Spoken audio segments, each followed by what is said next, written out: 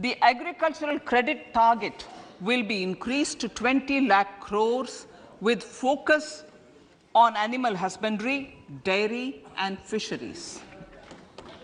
We will launch a new sub-scheme of PM Matsya Sampada Yojana, which is an existing scheme, but we launch a new sub-scheme with targeted investment of 6,000 crores to further enable activities of fishermen, fish vendors, and micro and small entrepreneurs, improve value chain efficiencies, and expand the market.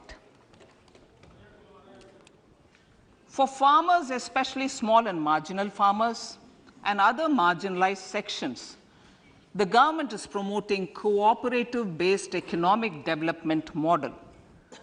A new Ministry of Cooperation was formed with a mandate to realize the vision of Sahakar Se Samriddhi.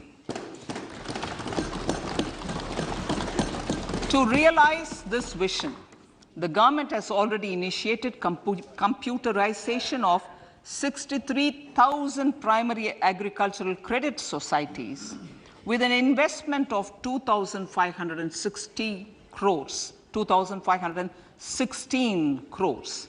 In consultation with all the stakeholders and the states, model bylaws for PACS were formulated, enabling them to become multi-purpose PACS. A national cooperative database is being prepared for countrywide mapping of cooperative societies. With this backdrop, we will implement a plan to set up massive decentralized storage capacity.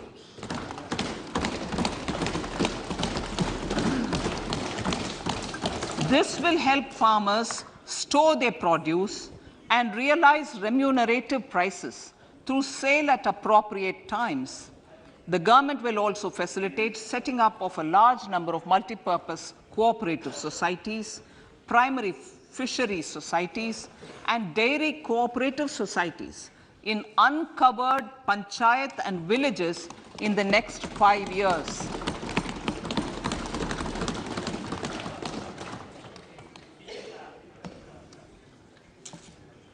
Health, education, and skilling. 157 new nursing colleges will be established in co-location with the existing 157 medical colleges established since 2014. A mission to eliminate sickle cell anemia by 2047 will be launched. It will entail awareness creation, universal screening of 7 crore people in the age group of 0 to 40 years in affected tribal areas, and counseling through collaborative efforts of central ministries and state governments. Facilities in select ICMR labs, Indian Council for Medical Research Labs, will be made available for research by public and private medical college faculty and private sector R&D teams for encouraging collaborative research and innovation. A new program to promote research and innovation in pharmaceuticals will be taken up through centers of excellence. We shall also encourage industry to invest in research and development in specific priority areas. Dedicated multidisciplinary courses for medical devices will be supported in existing institutions to ensure availability of skilled manpower for futuristic medical technologies, high-end manufacturing, and research. Teachers training. Teachers training will be re-envisioned through innovative pedagogy, curriculum transaction, continuous professional development, dipstick surveys, and ICT implementation. The District Institute of Education and Training will be developed as vibrant institutes of excellence for this purpose.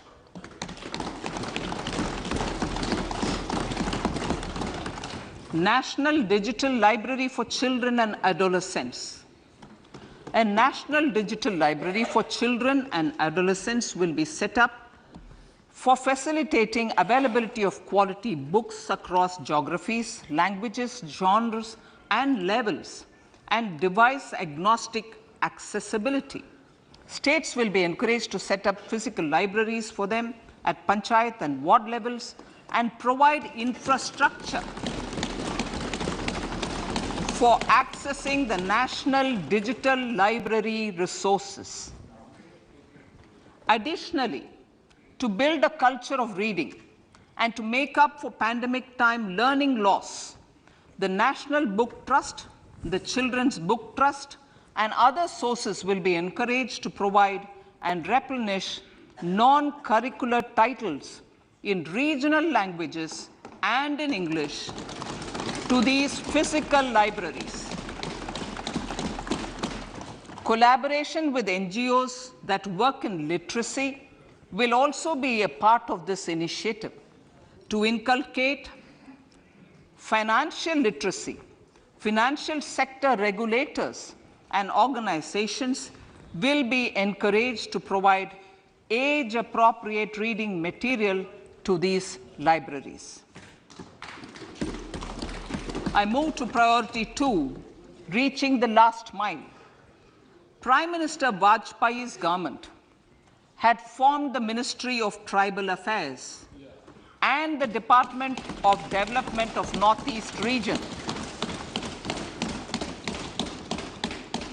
to provide a sharper focus to the objective of reaching the last mile. Our government has formed the Ministries of Ayush, Fisheries, Animal Husbandry and Dairying, Skill Development, Jal Shakti and Cooperation. Building on the success of the Aspirational Districts program, the government has recently launched the Aspirational Blocks program, covering 500 blocks for saturation of essential government services across multiple domains such as health, nutrition, education, agriculture, water resources, financial inclusion, skill development, and basic infrastructure. Manya Speaker, sir, Pradhan Mantri PBTG, which is Primitive Vulnerable Tribal Groups Development Mission, is being launched. To improve socio-economic conditions of the particularly vulnerable tribal groups, the PBTGs as we refer them to, Pradhan Mantri PBTG Development Mission will be launched. This will saturate PBTG families and habitations with basic facilities such as safe housing, clean drinking water and sanitation, improved access to education, health, nutrition, road and telecom connectivity, and sustainable livelihood opportunities.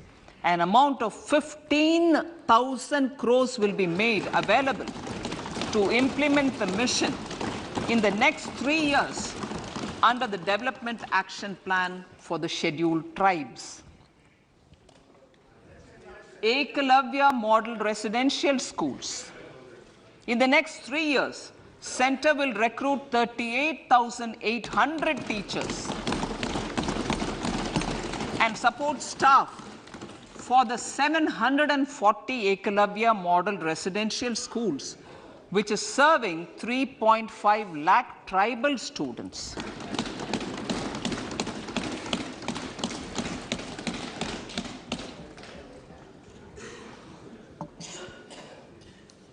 In the drought-prone central regions of Karnataka, central assistance of 5,300 crore will be given to Upper Bhadra project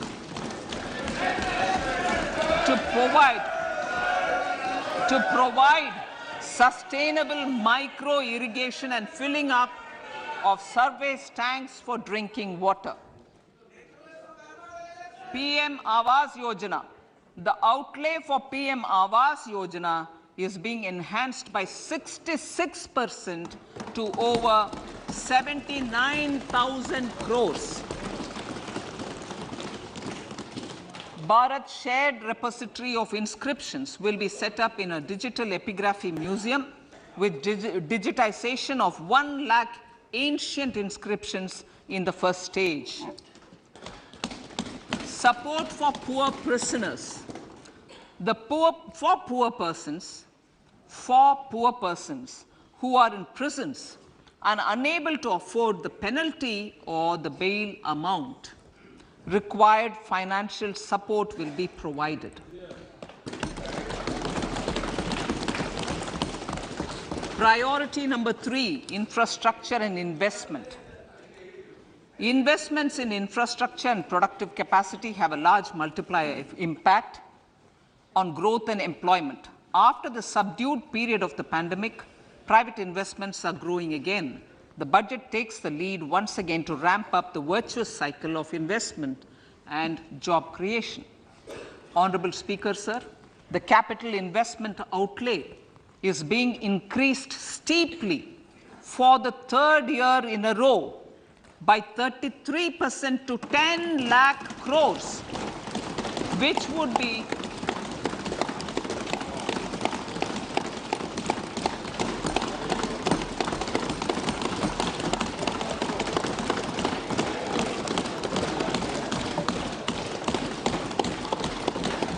which would be 3.3% of GDP.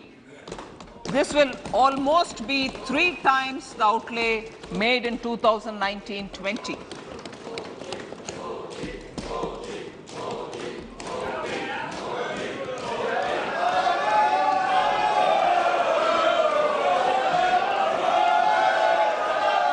This substantial increase in recent years is central to the government's efforts to enhance growth potential and job creation, crowd in private investments, and provide a cushion against global headwinds. The direct capital investment by the centre is complemented by the provision made for creation of capital assets through grants and aids to state. The effective capital expenditure of the centre is budgeted at 13.7 lakh crore rupees, which will be 4.5% of GDP. Support to state governments for capital investment. I have decided to continue the 50-year interest-free loan to state governments for 1 more year to spur investment in infrastructure and to incentivize them for complementary policies actions with a significantly enhanced outlay of 1.3 lakh crores. The newly established Infrastructure Finance Secretariat will assist all stakeholders for more private investment in infrastructure, including railways, roads, urban infrastructure, and power, which are predominantly depend on public resources. The harmonized master list of infrastructure will be reviewed by an expert committee for recommending the classification and financing framework suitable for Amrit Kal. A capital outlay, I'm talking about railways now, sir, Honorable Speaker, railways.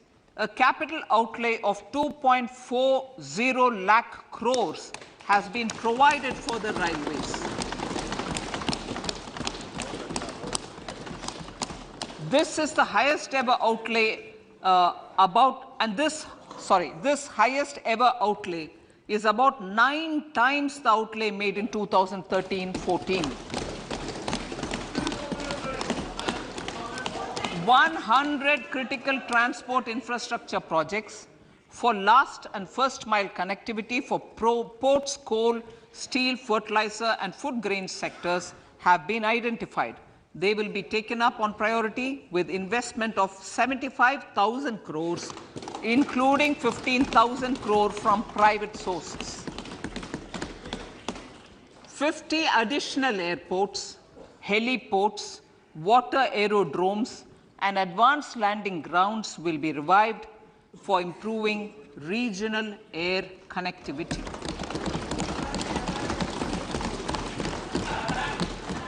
Sustainable cities for tomorrow.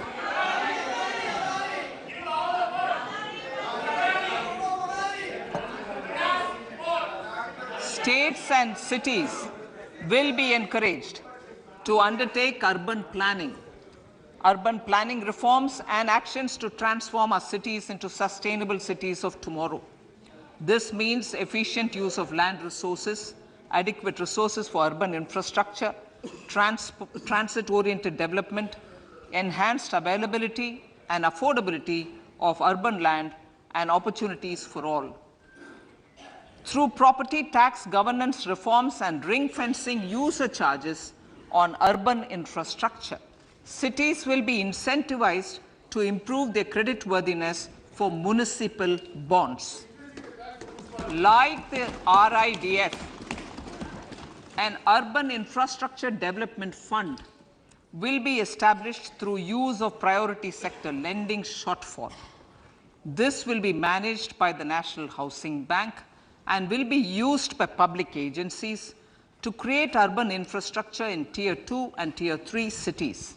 States will be encouraged to leverage resources from the grants of the 15th Finance Commission as well as existing schemes to adopt appropriate user charges while accessing the UIDF. We expect to make available 10,000 crore rupees per annum for this purpose. All cities and towns will be enabled for 100% mechanical desludging of septic tanks and sewers to transition from manhole to machine hole mode.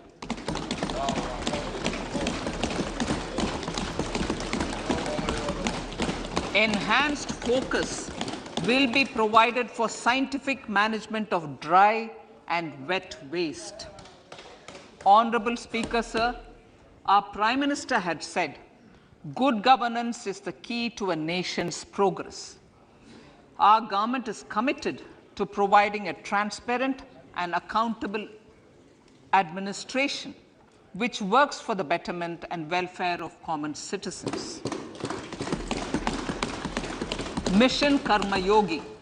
Under Mission Karma Yogi, centre, states and the union territories are making and implementing capacity building plans for civil servants.